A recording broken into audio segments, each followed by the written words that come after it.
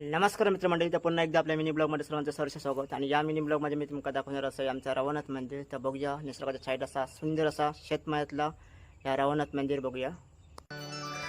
तर मंडळी, आता मी पोहोचले आमच्या रवनाथ मंदिराकडे. तुम्ही बघू शकता सुंदर असा रवनाथ मंदिर आणि समोर बघू शकता श्री देवेतर मंदिर. तर खूप सुंदर असं रवनाथ मंदिर असा आणि आजूबाजूचं शेतमाळ तुम्ही बघू शकता. तुमका मी दाखवते आता शेतमाळ. तर मंदिराच्या आजूबाजू किंवा असं शेतमाळ सुंदर असो. तर आता आपण जाऊया मंदिराच्या आतमध्ये आणि आतमध्ये जाऊन घेऊया रवनाथाचं दर्शन. तर बघू शकतास मंदिर या कौलारू हा.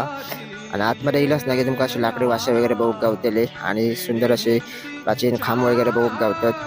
तर आता आपण घेऊया रवनाथाचं दर्शन. तर रवनाथाची मूर्ती बघू शकतास, अप्रतिम अशी मूर्ती असा. ही बघू शकतास मूर्ती. आणि आता मी येते मंदिराच्या बाहेर आणि मंदिराच्या बाहेरलाच ना की तुमका अप्रतिम असा वेताळ मंदिर सुद्धा बघू गावतात शेतमाळ्यातच असा. तर सुंदर असा मंदिर असा आणि बाजूक विहीर पण असा. तो व्हिडिओ कसं वाटलं मला नक्कीच सांगा. तर भेटूया अशा पुढच्या मिनी ब्लॉगमध्ये. धन्यवाद.